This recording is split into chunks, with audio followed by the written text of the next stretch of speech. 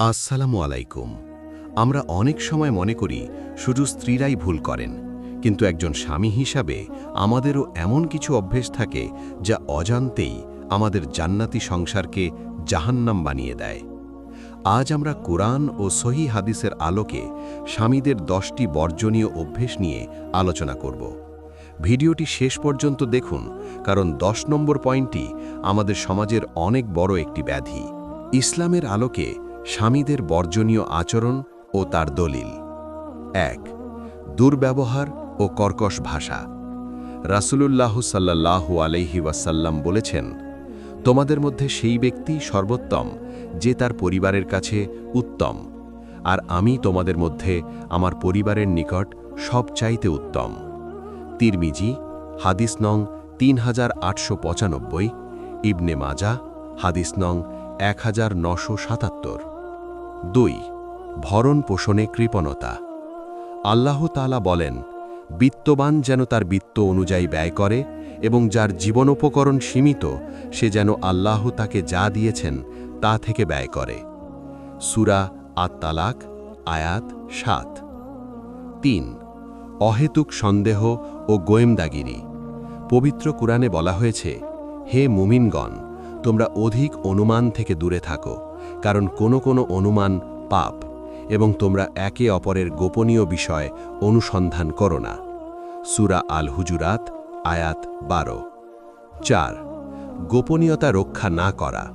রাসূলুল্লাহ সাল্লাল্লাহু আলাইহি ওয়াসাল্লাম বলেছেন, কিয়ামতের দিন আল্লাহর কাছে সেই ব্যক্তি সবচাইতে নিকৃষ্ট বলে গণ্য হবে যে তার স্ত্রীর সাথে মিলিত হয় এবং স্ত্রীও তার সাথে মিলিত হয়, অতঃপর সে স্ত্রীর গোপন বিষয় মানুষের কাছে প্রকাশ করে দেয়। সহি মুসলিম, হাদিস নং 2597। 5. দ্বীনি শিক্ষার ব্যাপারে উদাসীনতা। আল্লাহ তাআলা নির্দেশ দিয়েছেন, হে মুমিনগণ, তোমরা নিজেদের এবং তোমাদের পরিবার পরিজনকে রক্ষা করো আগুন অর্থাৎ জাহান্নাম থেকে। সূরা আত-তাহরিম, আয়াত 6। 6. গায়ে হাত তোলা বা শারীরিক আঘাত। রাসূলুল্লাহ সাল্লাল্লাহু আলাইহি ওয়াসাল্লাম বলেছেন, তোমাদের কেউ যেন নিজের স্ত্রীকে দাসের মতো প্রহার না করে, কেননা দিনের শেষে তো সে তার সাথে মিলিত হবে। সহি বুখারী, হাদিস নং 5204। 7. ক্ষমা না করা বা সম্পর্ক ছিন্ন রাখা।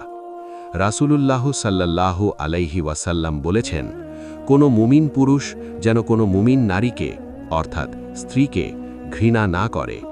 তার একটি অভ্যেস খারাপ লাগলে অন্য একটি অভ্যেস অবশ্যই ভালো লাগবে। সহি মুসলিম, হাদিস নং 1467। 8. শ্বশুরবাড়ির লোকদের অসম্মান। ইসলামে অন্যের মা বাবাকে গালি দেওয়া বা অসম্মান করাকে কবিরা গুনাহ বলা হয়েছে। রাসূলুল্লাহ সাল্লাল্লাহু আলাইহি ওয়াসাল্লাম বলেছেন, কোনো ব্যক্তির জন্য তার পিতামাতাকে গালি দেওয়া কবিরা গুনাহের অন্তর্ভুক্ত। সহি বুখারী, হাদিস নং 5973। 9. কাজে সহযোগিতা ও প্রশংসা না করা। আয়েশা রাদিয়াল্লাহু আনহাকে জিজ্ঞাসা করা হয়েছিল, নবীজি ঘরে কি করতেন? তিনি বলেন, তিনি ঘরের কাজে পরিবারের লোকদের সহযোগিতা করতেন।